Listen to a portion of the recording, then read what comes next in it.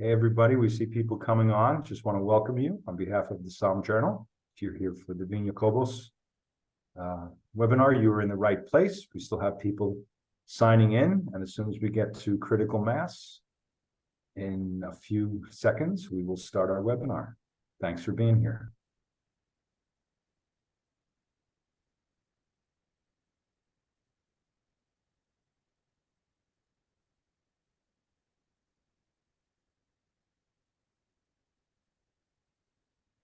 All right, I think we have a quorum. So hi, everybody. This is Lars Leicht from the SOMM Journal. Welcome to our webinar this evening.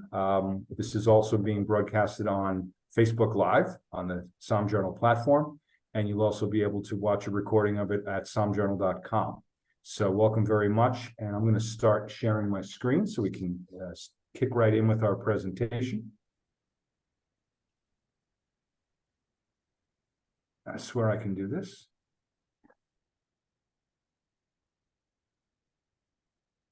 And there we have it. That should be holding up good. Does it look all right, Paul? Looks fantastic. Great. So welcome. We're talking tonight with Vina Cobos, and I'm going to introduce a man who I really think needs no introduction, but I'm going to give him one anyway. One of the great things that I respect about Paul is that Paul Hobbs is that he's a fourth-generation farmer raised on an apple orchard in upstate New York, an area that's near and dear to my heart, being a native New Yorker. And what I think is especially cool about that is not only the farming background, but Paul talks about his father taking him from orchard to orchard and tasting the difference in the apples from the different apple terroir, orchard terroir in upstate New York, which kind of obviously sparked an early idea, an early seed.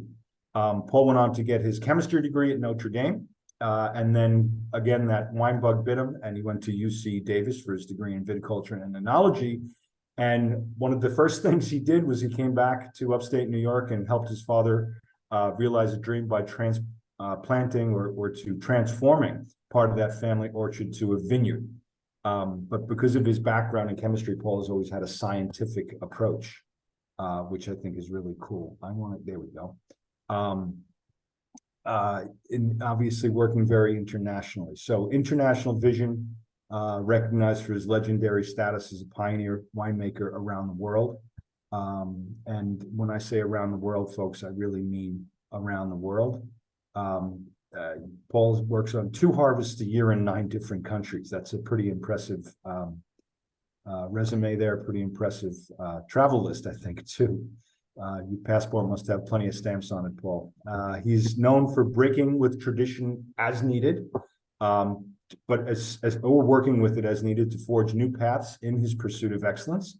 I like to call Paul a terroir whisperer because he has vineyard site and varietal insight like very few others in our wine world.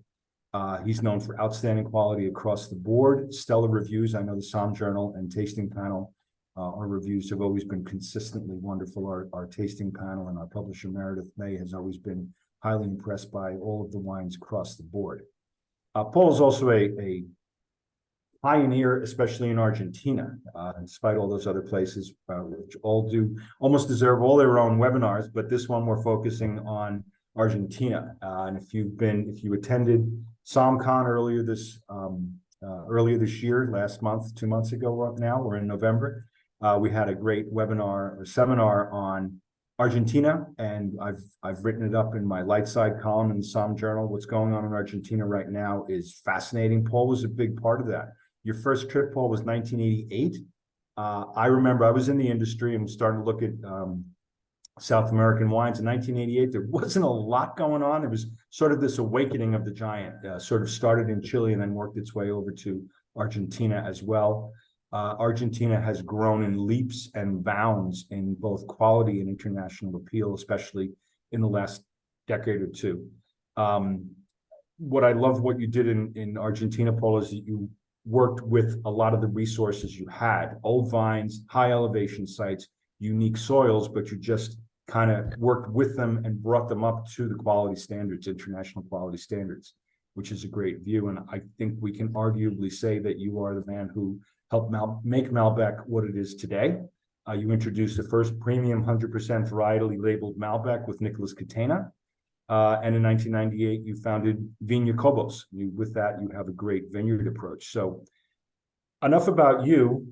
Why don't you tell us a little bit more of your story, a little bit more insight about this tremendous voyage you've been on. I'm going to stop sharing my screen and let you take over. Welcome, Paul Hobbs. Thanks for being here. Lars, thank you very much, and welcome everyone. It's a privilege and an honor to be a part of the speaking you today for the SOMM Journal. And let me see if I can get my screen shared as well. Perfect. Well, I thought I would start just by kind of giving us some sense of place where Argentina is located. And I think the reason I do this is perhaps today this is unnecessary, but in the early years, back in the late 80s and early 90s, when I would speak about Argentina to Americans, invariably I would be asked, what part of Chile did you say that's from? I think this association, when it came to wine in Latin American country, Chile was the only name in the game. And Argentina, as Lars has mentioned, has really come on strong, particularly in the last couple of decades. There was no roadmap for that. And so we sort of had to create something from scratch. And there was certainly no guarantee that we would succeed with anything out of Argentina. When I first visited the area, Argentina's reputation was as the world's leading producer of plunk wine. And they were 5th in worldwide production, consuming a population roughly of 36 million people back in 1988, consuming 90 plus liters per capita. In other words, 100% of everything they produced was consumed. So they consider themselves more of a consuming country than a producing country, which is kind of interesting. Here you see Argentina's location relative to other major parts. You can see it's the lower part of the continent. And Mendoza, which I believe is one of 23 provinces, you see its location and situation. And then in the far right of your screen are the main newer wine regions, particularly the Valle de Uco. We'll talk more about each of these in a moment. So you have the Valle Lujan de Cuyo, which is the traditional premier wine zone, and Valle de Uco, which was considered too cold for fine wine. Only sparklings were made there. So that's kind of, we'll go into greater depth on that in a moment. And let's see, in terms of moving this thing. You should just have a tap of the mouse. Yeah, I just wanted a bit more context today. The population of Argentina is somewhat larger than the state of California, about 6 million more people, with a landmass similar to that of 2 Alaskas. And the largest city by far, of course, we all know, is Buenos Aires, which is considered sort of the Paris of South America. It's a very elegant lifestyle, and also as sophisticated in art and music, and you might say in the bon vivant kind of atmosphere. And in fact, in its heyday, it was where everybody went to party. Rosario and Cordoba are more industrial cities, although Cordoba is sort of close to Mendoza, and that's sort of the university capital of the country. So that the big brains of Argentina seem to gravitate, their spawn there. And then, of course, Mendoza's wine country and basically agricultural, and it's a population roughly of 1.2, the proper area around Mendoza. And we thought we'd just throw in to give you a sense of its GDP. It's roughly somewhere between Ohio and Florida. I think Florida is number 4 in the world. So in this photo, it's more than just a beauty photo. It actually tells you something about the way we farm, and some of the challenges that we face are a function of the mountains and some of the life that's given to this region because it's semi-desert. is a function of the mountain as well. So the mountain plays both these mountains, the Andes Mountains, the second tallest mountain chain in the world, play an instrumental role in the agriculture of the region. They create storms, of course. In fact, this area is known as among the top 3 agricultural districts for hailstorms. We'll talk more about that in a moment, but also the snow melt from the ice fields of the Andes are important for irrigating all the farmland that's in the region. In the foreground, well, those are cherry trees, and cherries, apples, and pears, as Lars mentioned, these all work together. It's a cool enough area for grape growing, high quality grape growing, and enough humidity as well. This map I just wanted to put up very briefly, just to kind of give you a sense of the climatic zones of the country. And so the green sort of represents the wetter, and you have Buenos Aires, of course, to the right, and you have Capital Federal. So those are provinces that are listed. And then the drier zones, of course, up against the Andes on the leeward side of the Andes is where Mendoza is situated. That area is considered, as I mentioned earlier, as a semi-desert with only minimal, on average, 8 inches of rainfall per year. So for a wine-producing region, it is one of the driest of any wine region in the world. There are others, Santorini, for example, in the Mediterranean, that would fall into this category. Parts of Italy as well, I believe.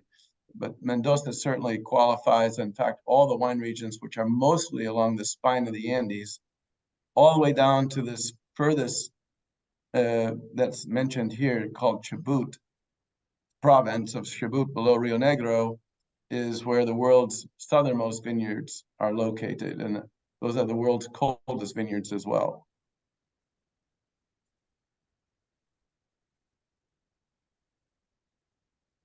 We want to throw this slide up just to give you some context. Now, this slide is actually not showing what it looked like in 1988. This is more current data.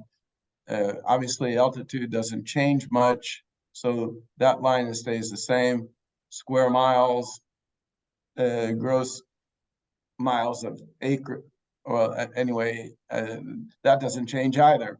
But acres under vine has changed considerably, because if you look at the Valle de Uco, which has 72,000 acres under vine, that has grown considerably since the time that I first began working in the region. You can see Sonoma County is pretty close to that. And if you look at Lujan, which was the original region, it's about half the size, or 60% of the size of Valle de Uco. Caor at one time was also in this category of 38,000 acres, but has gradually or steadily decreased, but now it's on the rise to almost 9,000 acres, but a very small region today versus in its heyday and relative to all the other regions that are mentioned here.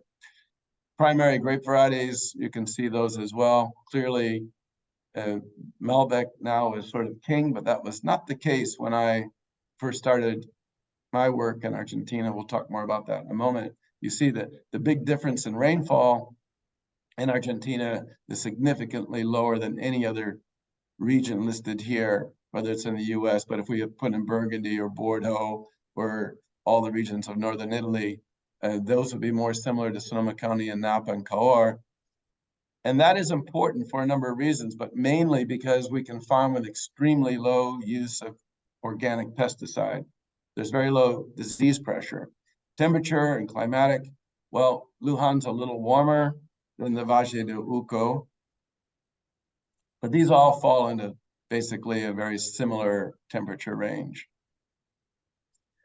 Well, going back to the beginning, or at least my beginning, these are a couple of photos that date back, not to the very beginning. I first arrived in Argentina in '88. I was at a sort of a crossroads in my own career path. I was looking to start my own winery. I had an urge to do that. And at the same time, I wasn't quite sure how to do that because starting a winery is a capital-intensive endeavor. And I just simply didn't have the funding to go off and just start my own. So at any rate, I met Nicholas Catena in March of '88 at his home in Buenos Aires in Palermo Chico. And he was, well, Argentina at that time, and maybe I should back up with a little history. Most of the first early immigrants that came to Argentina was in 1870. That was the first wave. And Argentina became one of the wealthiest countries, being 8th in the world in terms of, I guess, GDP or standard of living by the 1930s. And as a result of their, well, they were a country rich with natural resources. As a result of their success, they decided that their best policy would become an isolationist country. And so for 40 years, they allowed no imports and basically closed their borders to exchange or trade or any of that kind of thing. So we're really an insular country. And it was only in the late 80s. And so the timing, Nicholas was aware because he was an economist trained at Columbia University and advising the government. And so he became aware that they were thinking of changing their isolationist policy. And he saw the opportunity that if he was at first, he would be able to get a jump on all the other producers in Argentina. It's just, without going into tremendous amount of detail here, a fortuitous situation that I went to school with his younger brother and happened to be in Chile, and his brother came to get me, and we spent a day in Mendoza. I met Nicholas, and that began what we all know today is sort of the rise of Argentina. So the two gentlemen, the most important person that I worked with are the gentleman in the blue shirt. That's Pedro Marchevsky, who was the head of Catena Estate Vineyards in Mendoza. Over 6,000 hectares of vineyard were under his management. And Jose, otherwise commonly known as Pepe Galante, was the lead winemaker. So these photos were taken. The reason I want to show you, these are the very first French oak barrels ever imported because Nicholas wanted to make white wine. So you can see this is the very first Chardonnay. This photo was taken in 1990, the second year of my work in Argentina. And Catena wanted to launch with Chardonnay. That was his route to market. This photo was taken in 1991, and you can see the antiquated equipment. In fact, when I arrived and saw the equipment that they had, I was really astounded how they could, I mean, some of this equipment looked like it was too old to even be in a French museum. It was very basically dilapidated equipment, and there was no quest for quality. And that was why Nicholas wanted to change that. So you can see in the far right of this photograph, all grapes were delivered in dump trucks that were lined with swimming pool liners. But also an interesting, and I'm going to point out a gentleman, I brought in a friend of mine from Bordeaux to what you see here is Sauvignon Blanc being made in the Australian style. This gentleman from France is from the famous Lurton family. That's Jacques Lurton from Bordeaux. And I think many of you know who Pierre Lurton is, and Francois as well. So the two brothers, Francois and Jacques, came, and Jacques began making Australian styles whites. And this is his assistant from Australia. And anyway, this is my team that I worked with in making the very first wines that we used to launch Catena. Putting up this photo to give you an idea, yes, it wasn't this antiquated when I arrived, but it hadn't really advanced much either. There's a couple of key things to note in this photo. First of all is the height of the vineyard relative to this gentleman near the horse. You can see that the vineyard height does not exceed his waist height. And basically, viticulture in Argentina had been for many years in a defensive posture, defending against hailstorms. And their solution, as they didn't have other technical means, were either to fight storms with Russian rockets that they'd shoot into the air, into the clouds, to disrupt the storm or the cloud. They had sound blasts that they would send aloft as well. I think most of those techniques were more for show rather than efficacy. So their best solution was to plant as close to the ground as possible and then cocoon all the fruit. They'd take the canes and cocoon it inside and then wrap the cane like a Hershey kiss on top of a low wire. And by that method, because hailstorms are usually accompanied by high winds, they could protect the fruit from being damaged severely in a storm. A storm, by the way, for most folks might not recognize how severe these storms can be. At 100-kilometer-per-hour winds, hailstones the size of golf balls that will travel horizontally across the field. I mean, it's really something to behold, the intensity of these. So within 10 minutes or 15 minutes, you can literally wipe out a whole vineyard like the one you're seeing, and it's gone. So this way they'd still have some fruit. In the background, another key element are poplar trees. These were brought by a gentleman by the name of Juan Francisco Cobos.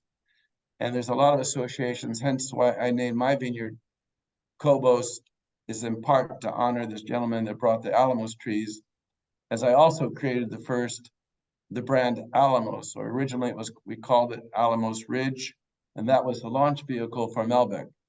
I'll get to that in a moment. This large wheeled cart being horse-drawn was still pretty much in use without the wheels, but this big tub and a tractor, when I arrived in '88, was the method by which they loaded the grapes. They picked the fruit during the day under the hot sun, and they weren't discriminate whether they picked the leaves. They could pick as many leaves as grapes. It was very difficult to get the grapes because of the cocooning process. So as you can imagine, the grapes never saw the sun. And there's one other thing I want to point out, and it'll become evident, and I'm going to lead ahead, in the way they did irrigation, all by either flood or furrow irrigation. So you can imagine with the fruit zone being so low to the ground that the humidity inside that bundle that they created was very high. So when they opened up to harvest the grapes, they were of poor color. They were over irrigated, so the grapes were heavily plumped up. The skins were very thin because they never saw the sun. And there was usually molds and rot, even though it didn't rain very much. But the water was so close to the berries that they spent a lot of time. Every 10 to 12 days, they were granted water for irrigation. And if you didn't take that. I'm sorry, Paul, that was all runoff from the Andes, right? Yes. Yeah. That's all water from the snowmelt of the Andes. By the way, Lars, this interesting thing is the Incas were the first to develop this, and then when the conquistadors arrived, they saw how they were irrigating the fields, and of course they began to improve upon this system. But this was the system that irrigated 100% of the vineyards when I arrived in Argentina. We, of course, have made some changes. They did that in Chile a lot in the old days too, right? I didn't see that. They had already, when I arrived in Chile, they were already working. Some vineyards, yes, I did see. Right. But for the most part, they were already working with drip irrigation. It just hadn't made it over the Andes.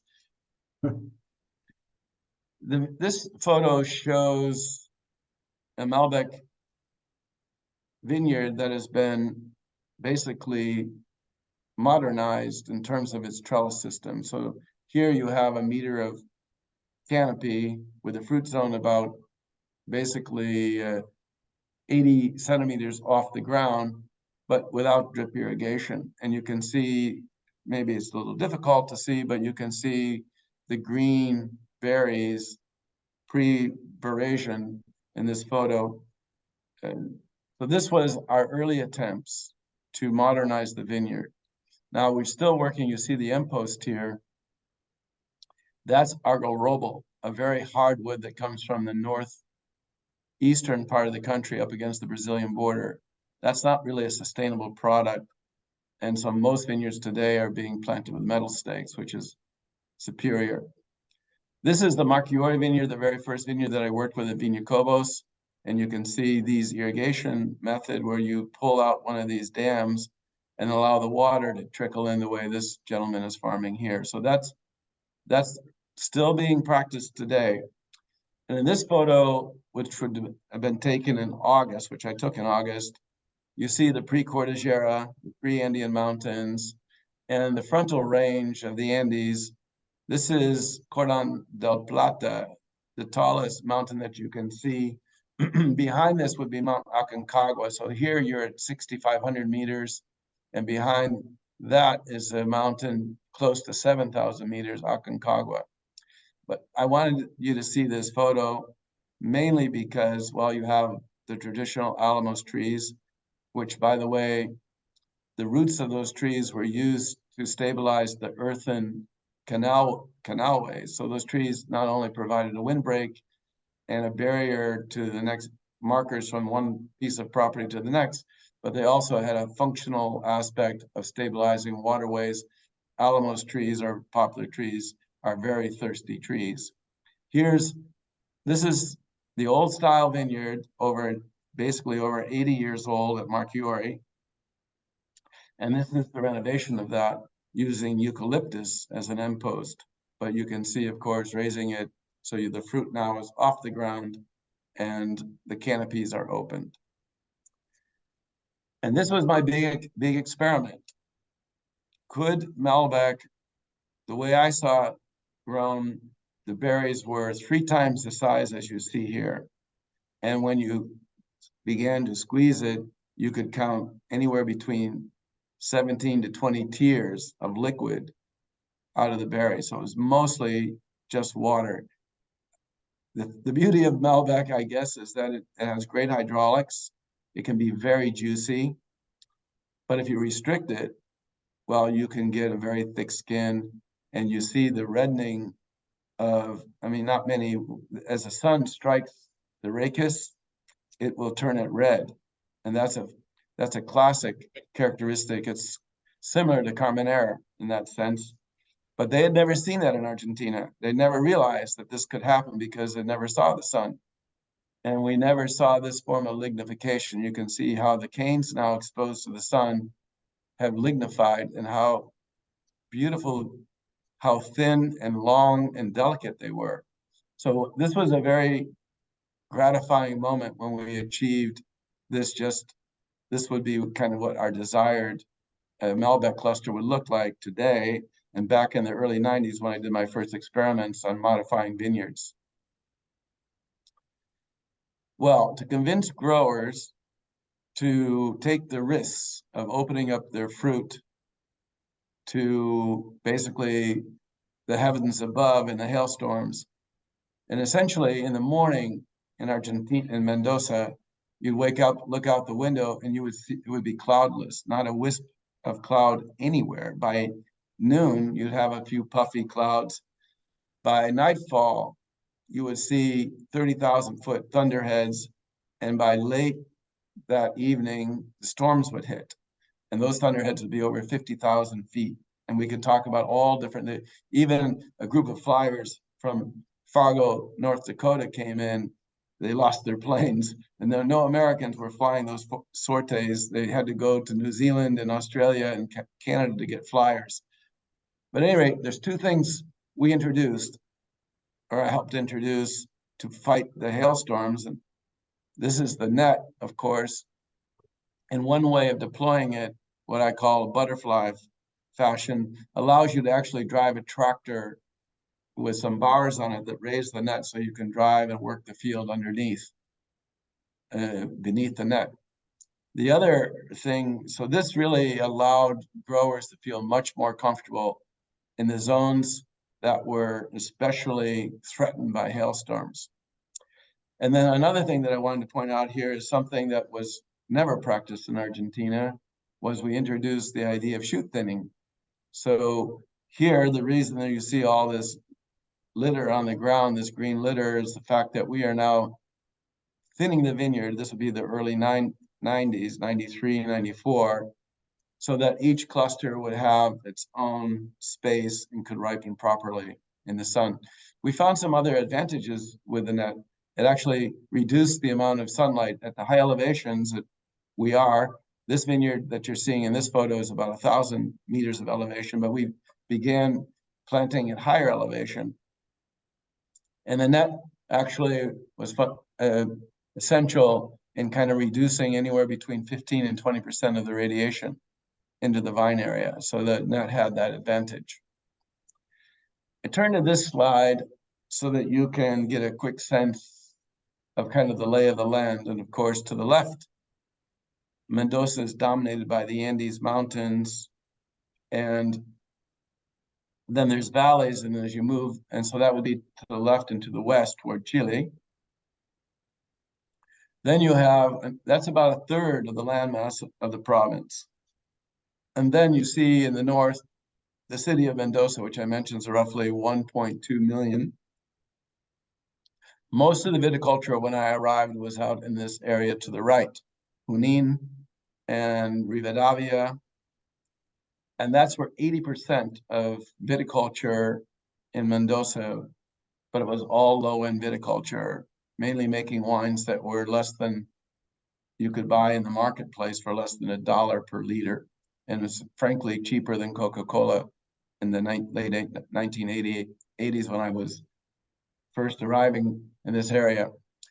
And so the farming region is only about a third of the landmass. And then when you go further east, you're back into desert because they just don't have the water and access to water to farm those soils further east.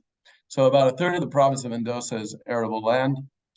Thanks to the snow melt, as mentioned by Lars, from the snowfields, all the water, whether it's coming from wells or runoff or what have you, basically there's two major reservoirs. One is Puerto Rijo in the north, and this is Lake Carrizal. These are both man-made lakes. Those are the major irrigation lakes for the city and for agriculture. Well, what I want to just mention here, it was quite a move just to begin to develop this area of Lujan de Cuyo. And there's along the Mendoza River, which is running a little difficult to see, but is running up in this area here through Maipú, where the Marchiori estate is. And I probably have a better slide in a moment. This area, to me, I felt was something like the river zone, the right and left bank of Bordeaux. And so I wanted to really study Malbec there, but I'm getting ahead of myself. The very first Malbec that I made was, well, here's Bodegas Esmeralda, where I worked for Catena and made the first Malbec wines. But the grapes I took from this vineyard here called Angelica, and we changed the farming in 1994, well, 1993 actually. The U.S. press came down, and Tom Stockley, writing for the Seattle Times, tasted the first Malbec that I had produced from the Angelica vineyard, and then went back to write about Catena Chardonnay because we were launching it that year into the market. But he also took the opportunity to shout out about Malbec, saying that's probably the next great variety and the signature variety for Argentina. So he was like a prophet in that sense. And that actually forced Catena to make Malbec because it's not a variety he was interested in. In those days, Malbec was a low-end blender. And in fact, a lot of the greatest vineyards, we stopped basically pillaging those vineyards because they were being removed as they were thought to be too low in production. Well, our first move in 1992 was to plant higher elevation. And one of the things that I felt was very important was to get higher elevation would get us to cooler climates. That was heavily opposed by the viticultural experts in the region. Most strongly felt that going into the Valle de Uca region, which this is Tupungato, Tunuyán, and further south, getting colder, would just be too cold for fine wine grapes, and certainly not warm enough to ripen Malbec. So here we purchased 30 hectares in this vineyard now today called Domingo, and planted the first high elevation for fine wine grapes. And that was done in 1992. It was, I brought in a gentleman from California, Matt Novak from the Spotswood family, the youngest sibling of the Spotswoods. And he spent a year developing this vineyard with Carlos Vasquez. And that was the beginning of the gold rush, if you will, to higher elevation planting, which has now made the Valle de Uco kind of the hot zone that we all know and love today. Well, moving ahead, in 1998, I founded a very small company with an investment of 70,000 US dollars, and a young couple as my partners from Mendoza that had just married in 1997. They worked with me at Cundy Winery, where I was making early vintages for Paul Hobbs as a shared facility. And Luis and Andrea, and was her father's vineyard that you see in the foreground here, the Marchiori vineyard, were really what put Vina Cobos on the map. My goal here was not to build a commercial enterprise, but to just study Malbec to see if it had age worthiness, and also if it had the ability to reflect the delicate aspects of micro terroir. That was the only really, I just wanted to study those two factors, see if we could prove that Malbec had nobility. And those were the two primary conditions I felt that would confer nobility to a grape variety. Well, we had a very inauspicious and difficult beginnings for a number of reasons. One, we had very little capital to start. The weather in 1998 was the worst harvest in over 40 years in Argentina. And then we had political and economic issues that plagued us for the first 4 years. Somehow we held on, but soon after, by 2000, we were up against a problem known as TBA, which is also cork taint rather than TCA, tribromal anisole. And the winery we were making our wines was actually contaminating our wines. And so somehow we scraped together enough money to build the facility that you see here in 2006. Again, you have in this photo the pre-Cordillera, or the pre-Andean mountains, and Cordillera sort of means cord, and then the frontal range. You can see how massive these mountains are. Today, our team has grown significantly. We produce roughly 150,000 cases of wine, and we sell in over 70 countries worldwide. But it took a long and arduous road to get to there. And well, I just wanted to point out a couple of our people. This is Deanna. She's been with us for 10 years, and her assistant, Nico. They're the lead winemakers. We have 3 winemakers, and then we have a young but very industrious and very talented vineyard team. All of these folks have spent some time working with us here in Paul Hobbs. We always do this kind of cross-fertilization. And then, well, we have a young team in general. This is Jose Jimenez, and Jose Jimenez is our CEO.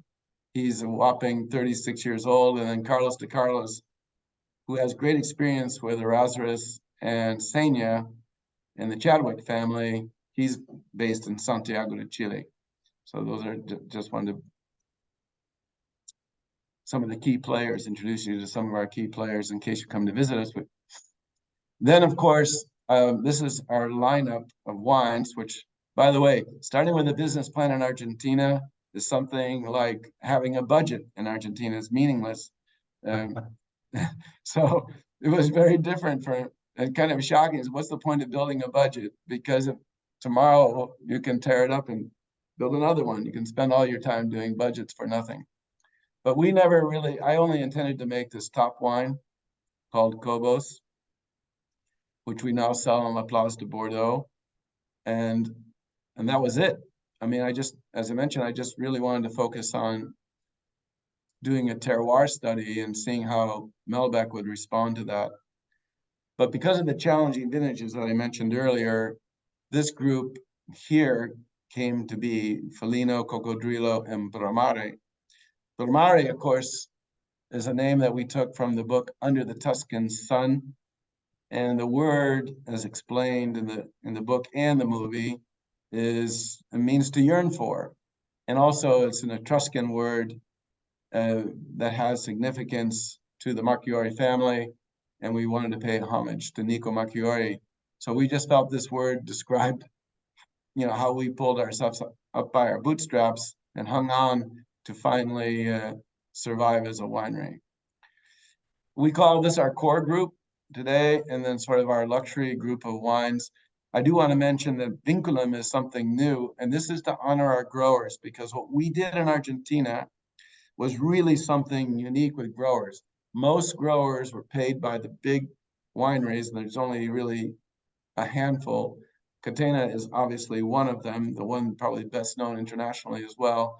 Zuccardi, another, and Trapiche or Peñaflor. Those would be the big boys. And the way they pay growers is a grower would not know what they're getting paid until after the grapes are months after the grapes were already delivered to the winery. And I saw that as an opportunity to use more of a US model, is to let the growers know what they're going to get paid and guarantee that payment up front. So they would make the investments throughout the growing season. In fact, we even go so far today as to pay them in quotas during the growing season, so they have the money to be able to do the farming that we request, whether it's a shoot thinning that you saw, which is labor intensive, or better quality pruning, or any of those kind of manipulations that we request. But a grower has no incentive to do that if they don't even know they're going to get what they're going to get, or if they're going to get money after the grapes have been delivered to the winery. So that's sort of a radical shift. I don't think anyone is actually yet following it, but that has helped us garner actually the best growers in the region. And this is vincula, means to bond, so it's our link with growers. And we have a little contest. We have 30 some odd growers, nearly 40 growers. And with that, they basically are celebrated. There's only 2 or 3 growers that make the cut every year. Each year it's a new challenge, and they all compete for the top spot, but only 2 are going to win that. We have a big luncheon with them, educational luncheon. They get to taste everyone else's wine, etc. So this has turned out to be a very interactive program, which in collaborative program, which we feel has been beneficial to us and to them. Well, as I mentioned, Bramare, and here is a Etruscan word, to yearn for. Today, Bramare plays a basic role. When I started Vina Cobos, we didn't know a lot about the characteristics of Malbec as a grape. Particularly, we didn't know about how it would behave in the Andes, because as I mentioned earlier, only one winery had truly made Malbec at a high level, and that was Bodegas Weinart. But they had huge problems, as did everyone else, with oxidation. So most of their wines were oxidized. You really couldn't tell, but this is Raul de la Mota, who I would say was sort of the Andrei Telechev of Argentina, was really the only individual to understand the beauty of this grape. So when we set out with Vina Cobos to make Bramare. Our goal was to keep it simple, put the effort into the vineyard, grow high quality fruit, and keep the winemaking as simple as possible. Everything with a low intervention, natural yeast fermentation, etc., and not get fancy with eggs and all these different types of fermentation vessels. So yes, we did some experimentation, of course, with open top fermentation, similar to Pinot Noir, because we saw certain characteristics in the stem and in the behavior of the grape that sort of showed some indications that it would do well, because it's a very fine stem, similar to Merlot, as a matter of fact, which also does well with some whole, not so much whole cluster, but stem inclusion. And so here we simply wanted to compare side by side these two regions so that people would begin to understand what is the distinction between Lujan and the Valle de Uco. So in this slide, you see now better, I believe, the Portorillo Reservoir, and you see the river of Mendoza. It's colored in blue, but that's probably what it looked like hundreds of years ago when there was actually water flowing through the river. Thousands and maybe millions of years ago, it carved a channel that's quite wide, nearly half a mile wide, and very deep, over 80 to 100 feet deep in some places. So this is a large carve out, but today there's really no water. And when you look at the Andes, you've seen some of the photos that I've shown you, there's no vegetation. It's like a moonscape. It's not like Lake Tahoe or the southern part of Argentina. The Andes look very much in San Martin or the Bariloche. Those, of course, support big trees, but this area of Mendoza is alluvial soils and basically desert. So those kind of trees are not supported. So what's the benefit of this river today? It basically acts as a cold air duct in the evening, when the cold air descends from off the ice fields of the Andes, it follows and flows down through the river. And there's the reason that we want to be planted nearby. So we have cold nights, because even as you move further away from the river, it warms up considerably. This is just another view of the Lujan district with Vina Cobos winery in the background. What you see here is actually Cabernet Sauvignon. And again, the ubiquitous Alamos trees, Andes in the background on a fisheye lens. I think now getting to the characteristics of the wines and the soils play out significant, as does the altitude and the climate. Let's start with the soils. The topsoil here, you'll notice, is, well, you can see there's not much rock. There is some, of course, but all rock in Mendoza is alluvial. That means it's been basically washed by water and rounded. And so whether it's river washed or just off the ice fields of the Andes, as you get the freezing and thawing effect, these rocks are then washed down. Rocks are split by the cold, they break apart, then they're washed and rounded. But as you get further away from the Andes, you have a little bit of sandy and even clay loam. So as you know, you have some silt and finer particles in the upper horizon of the soil, and then you get to a smaller base of rock. Here again, you can see the net, and basically this is clean farmed. I'm going to just go on to the next slide. Yes. Sorry, Paul, but what do you mean by clean farmed? That is just basically mowed. In other words, yeah, we're not tilling the soil in this particular cut. So, yeah, sorry, it's an internal expression. One of the things you can see also is the roots penetration. These vineyards, none of the vineyards, basically dry farming in Argentina is really, at least in Mendoza, is a very rare to find a location where you can dry farm, given its low rainfall and the open structure of the soil.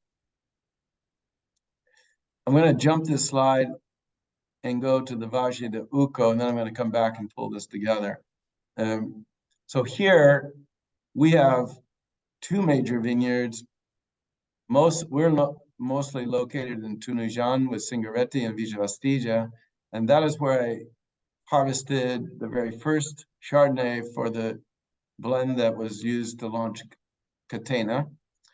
And then a new vineyard called Chanares that I purchased about 10 years ago from 3 professors who had developed this site. And both these sites are very different, but let me show you what the difference is in soil. This is a photo of the higher Andes now in the Valle de Uco. Actually, it is the Charnares vineyard. And you can see you're deeper into the Andes mountains. And most interesting, the vineyard is farmed also by mowing. No cultivation in a vineyard like this, mainly because you see all this rock in the different color. Most of it's granitic rock. And this is what we have reserved all these bosques or otherwise natural zones and there's like 6 or 7 in a 20-hectare piece. That's kind of how we would design a vineyard, to keep natural zones where we preserve the natural vegetation and maintain biodiversity. So we're not looking at monolithic farming. Irrigation here you can see is by drip and no use of the net. And the reason for that is we're so deep in the Andes that we are very rarely hit by the hailstorms. Those are further downslope. Hard to see in this photo, but if you were to take a ball and let it go, it would roll for about 30 kilometers downslope at about 2 to 3 or 4% grade. This is some of the cactus and native trees. This is a Charnare tree, as a matter of fact. And here's what a soil pit would look like if you were in this zone. You see I have another photo that maybe helps, but you see this very thin topsoil, almost nothing. And so it doesn't support just grasses, basically. They're relatively young soils with much larger rock near the surface because they haven't traveled as far, had time to break down. So you're going to have more cobble and even small to large boulders here. And so this depiction, I think, gives you a good representation of what the soil structure looks like. Now, in a soil like this, the roots will go on and on and on and on wherever they can get water, and they're very, very fine. It's difficult in the photo to follow the root hairs, but they can go on for 2 or 3 meters and be as thin all the way. I mean, they don't change really diameter. It's just amazing filament that travels, and it's kind of fun to follow one with and it's actually fairly easy to follow a root hair and its path in the soil. So I think this is an interesting photo showing limestone calcification on granitic alluvial rock. So this demonstrates that this rock is only lime. I don't know how well you can see here, but if you see this rock, which has been undisturbed, the limestone is resident only on the upper surface. If you flip all these, we wanted to show the white limestone coating here. The roots are like a golem almost, and they love the limestone, so they just spread across the rock and attach themselves. So it's sort of interesting to see. But at the bottom side, there is no limestone because this was deposited once the Andes rose, then they were descended again. And so these rocks were at one time above the ground, then under the water, and where the sedimentation and the deposits of sea life created the white composition of the stone. So this is not at all like Europe, where you have solid chunks of limestone. This is a little different, but it is nonetheless limestone. All right. One other photo showing that we do get quite a lot of snow, even at vineyard level. And now I'm going to just go back and talk about these 2 wines.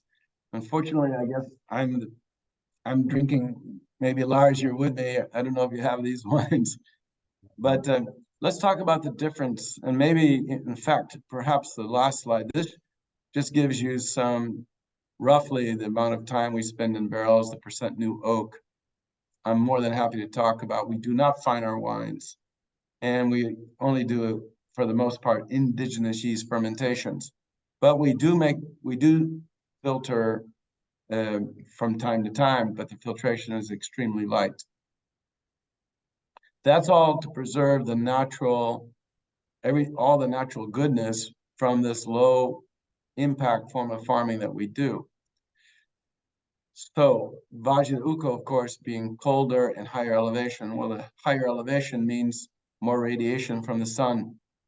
And contrary to what we thought, because of that, we have actually higher sugars and we have thicker skins, so higher extracts and more phenolic structure, more tension. So I'm going to I have a little something here that you can maybe use to kind of sum up the difference between the two wines. In the Lujan, we have, in Lujan, I think the most important distinction is the silkiness of the tannin, this very luxurious velvety palate. That's just juicy and elegant as it flows across the palate. This type of texture on the really seems to appeal to a lot of people. And for many years, well, we introduced this first into the market before Valle de Uco. For many years, I think maybe even today, it's our lead seller between the two in the US market. The Valle de Uco seems to appeal more to truly serious connoisseurs of wine that kind of look toward Europe as a benchmark, and particularly cooler climates of Europe or even the US. Here, because of the stone, and as I mentioned, the high elevation, there's more tension, darker fruits, and this sense that you're getting some sort of mineral rocky character. Now, both wines have a bit of that rockiness, or a feeling of like, hey, I have like a wet rock in my mouth, I'm from the river. And that's a very intriguing character that I happen to love very much. And I think it's an extremely good food wine for that reason. It just gives the tension, the cleaning the palate, and it's very respectful of food. Because you can get Malbec to be over the top quite easily, either overripe, too juicy, too jammy, things of that nature. And so we have to be quite careful with that. But here again, herbs and spices, whereas the other wine tends, or the Lujan tends to show more graphite. It's not simply a function of soils. There's a combination of soils and climate that impact that kind of character in the wine. That's a great slide. Really Thank you. Puts it in a nutshell.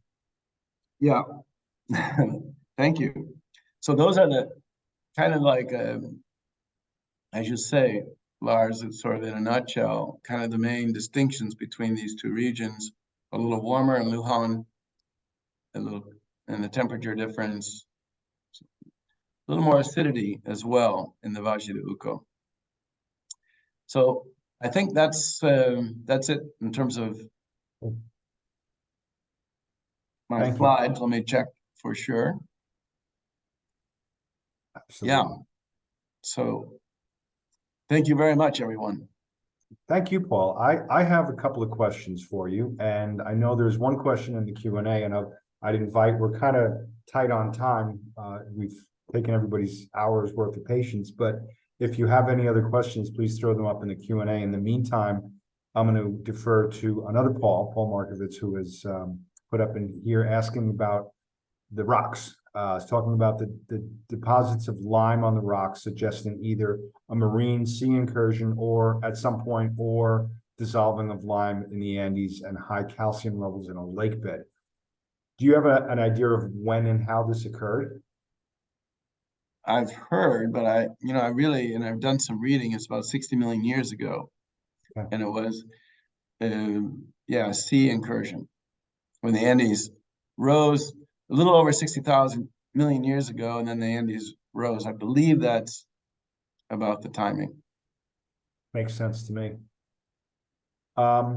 So I have a question for you, and it's one of those questions like discuss the rise and fall of the Roman Empire in 5 minutes or less. But you have your winery in Cahors, you have Crocus, and you make 3 Malbecs there.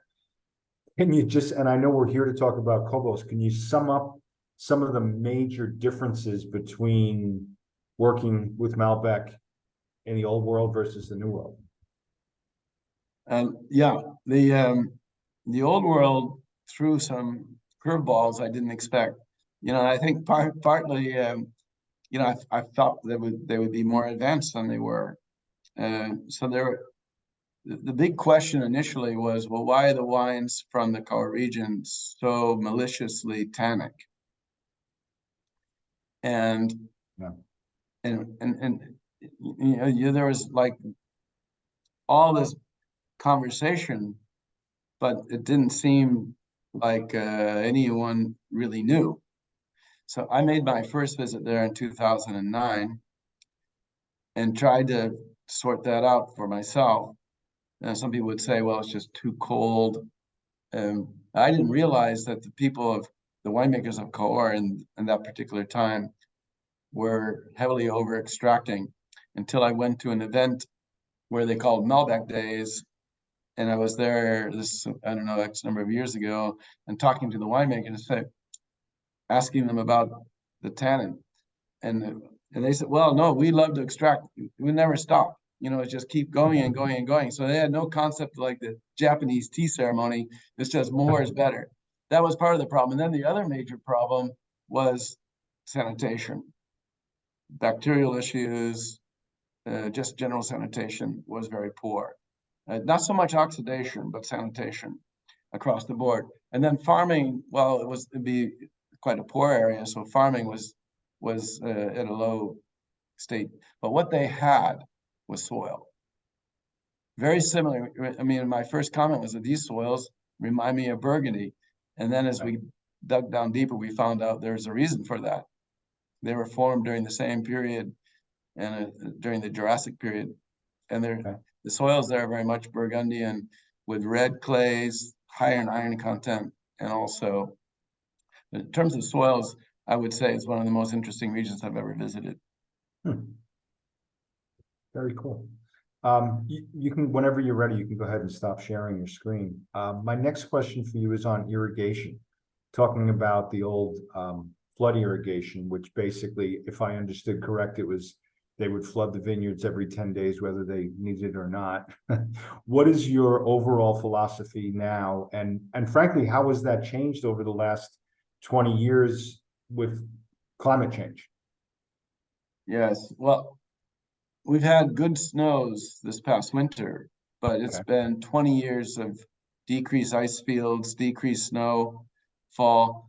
Precipitation has fallen about the same. We haven't seen much of a shift in overall precipitation. It's just most of the precipitation has moved from snow to rain in the lower elevations. Right. And that's caused a huge problem. So Mendoza to some degree is greened up. And then of course water's become very scarce. And so this old form of irrigation is falling out of favor quickly. And I mentioned the earthen dammed major canals. I mean, when I first got there, everywhere I walked, I could hear water moving. It was actually a beautiful sound. Didn't matter. It was everywhere. They had just channels and irrigation channels everywhere, but there's such an inefficient system. So now everyone, I mean, they were being required to go to drip irrigation, which will improve quality, of course, and efficacy of use of water, which is a fraction of the amount of water. So that's changing the landscape dramatically right now. People are putting in reservoirs to hold water, and you can pump it from the ground or you can take it from the canal. But those reservoirs have to be lined with plastic and so on and so forth to feed a drip irrigation system. Right. So now you can control it precisely, whereas before, they really felt if they didn't take their water on the 12th day or the 10th or 12th day, they would have to wait to the 24th day. And by that time, the vineyard would be in decline. So they felt committed to take water. And always the water is more resident in the beginning, at the end of the row. So those vines would be much more vigorous. And in the center of the row, there was very poor vigor. So a lack of uniformity in the row. Cool. Interesting. This might be a silly question, but when you're showing us the old steaks, which were really big branches of the old oak trees versus now where you're using eucalyptus. I know that in Australia and Chile, I've spoken to winemakers who have tried to get rid of eucalyptus trees near the vineyards because they feel that that sometimes gives that little bit of eucalypt character to a wine. I'm assuming that none of that is an impact from using eucalyptus stakes, correct? Fortunately not. Okay. But and actually, I'm not a fan of eucalyptus end posts, and they don't last very long. And the problem with they're not sustainable. I mean, they have to be impregnated with arsenic, and it's nasty. So that it's not my recommendation to use a eucalyptus in any way, shape, or form in the vineyard. I'd rather use algarobo. It does last for a long time, and there's another type of wood that's even lighter, very, very light, but has a lifespan of over 100 years. And it's called, let me think, Piedra Santos, if I remember correctly. And that they use a lot in the north, in sandy soils. But it's super strong. It's like it's like a metal stake or even stronger. And it's very light, like a metal stake as well. But metal is the way to go for the future. Sure, makes sense. Most of the stakes we source today are coming from Brazil. Oh, wow. Okay. Metal? Yeah. Brazil? Interesting. I'm going to ask you a couple of, I called you out on the clean farming thing, and you said that was an internal term. I'm going to ask you about a couple of more, what might be internal terms or geeky things or variations.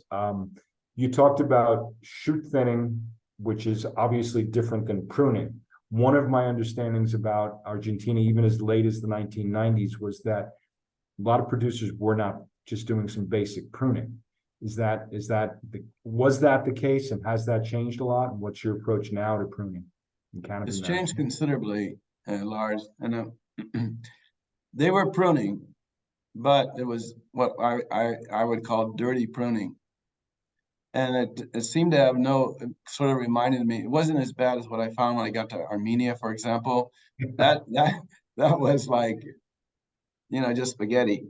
It's like toss it, whatever, no rhyme or reason. So there's no thought process. We just go after it like wacko. And Argentina was somewhere, just like you're doing at hedge. So, so Armenia still has a lot of that, but yes, today and I think that's been the influx of basically good viticulturists coming from Italy, principally, and of course contributions that I've made and others. But that's obviously key in the growth cycle of the plant, getting the pruning right. And so that's been a major undertaking, and I wouldn't say it's up to the standards that I'd like to see everywhere, but it's so much better. It's getting there. Okay, cool. Another technical point, you talked about whole cluster fermentation being different than stem inclusion. Can you explain that differentiation to me? Well, typically when I think whole cluster, that means you just take the cluster as it was harvested and put it in the fermenter. Right. Well, that doesn't really work with a thin skin grape because they're difficult then to break. I mean, you just, even if you're just punching down. So so what I would call stem inclusion is where you run the whole cluster through a crusher, not a destemmer. Okay. And you crush the fruit or some percentage. What we do is what we call a soft crush. So we keep the rollers kind of far apart, but it basically is like taking it and just squeezing it a couple of times to break the cell or the membrane of the berry. Okay, so it's not it's crushing but not completely destemming. Yes, basically it's the berry's still there. Of course, some fall off, but it's you get the stem. And one thing I didn't mention is I kind of alluded to is that Merlot, Petit Verdot, Malbec, Mhm. of the Bordeaux varietals, those three have very fine stems. And whereas Cabernet Franc have much chunkier stem, similar to Pinot Noir. So these, and they have more open architecture of a cluster. So that allows the sun to get in and kind of mature the stem. Right. Very cool. Last question, and this is a general question of not only Argentina, but everywhere you're farming. I mean, it's a hot button topic to talk about climate change. Are you seeing, I know you're seeing impacts of climate change. My question, to really hone it into your incredible experience and range of workplaces that you have, is, are you seeing it across the board, or is it impacting different countries, different continents in variegated ways? It's much milder here in California, though, I mean, everybody's heard about the fires and so on, but that's not a, yeah, I mean, there's probably some influence of climate change, but I think it has more man-made problems with the way we run our power lines and maintain our power lines next to large trees that fall down. Yeah, right. Yeah, when it's windy and super dry. But that kind of weather we've had for, it's, you know, for as long as we know, for as long as California's been a state and far beyond. I think climate change in general is much stronger on the European continent. I'm not really sure why, but we are seeing, in Argentina to some degree as well, and also Chile. And I don't know, I see more impact in continental zones than maritime zones. So whereas I think the main problem for Chile is a lack of rainfall and a lack of snow. And we've had that problem in California with maybe more severe droughts. But in terms of what it means to grape growing, I'd say the maritime environments are suffering much less. Interesting. Very cool. All right. Well, I think that pretty much wraps it up, Paul. Unless you have anything to add, I want to thank you for your time. That was fascinating. I know we've gotten a lot of great comments. We didn't get too many questions because you were very thorough. But we did get a lot of great compliments about the presentation. It was really enlightening. As I mentioned, that one slide that compared the two areas. I got a really fast, banal question for you. I've heard a lot, but don't know a lot about the area of Salta. I get the impression that Salta was an early area where they were producing a lot of bulk wines up north. Is it still a viable winemaking area? It is, and you know, it's Salta, of course, is a northern province, and the wine region is Cafayate. I've spent a number of years consulting up there. It's typically higher elevation zones that are most interesting. And again, you know, it's just strange how different the climate. First of all, the soils are extremely sandy. And that supports certain kind of nematodes and creates certain problems of its own. Normally they use it, and phylloxera, yes. And normally they use what they call pergola system to kind of give more shade to the fruit and protect the fruit. So the Espaldero, or vertical strut position, is typically not favored there. I mean, it's been tried, but as you get up right onto the mountains late afternoon capture the clouds move in, and actually you can get some rain almost on a daily basis. So those zones are there's a sweet spot in that area where I think you can do some good farming. Of course, Michel Rolland, he put a Cuyo winery up there, but oftentimes, unless you're at extremely high elevation, the wines tend to be jammy. Okay. If you don't pick early or you don't protect the fruit sufficiently. Right. Makes sense. It's an area for Torrentes, which is a large berry, big cluster. Right. And terpenic, or high in terpenes. Cool.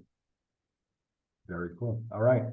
Well, thank you. Thank you for your time. Thank you for the education. And I want to remind everybody that this has been on Facebook Live. If you enjoyed the presentation, you can see the recording there or on sommjournal.com. And again, thank you, Paul Hobbs. Thank you, the SOMM Journal. We'll see you again soon. Lars, thank you. Thanks, everyone. Good night.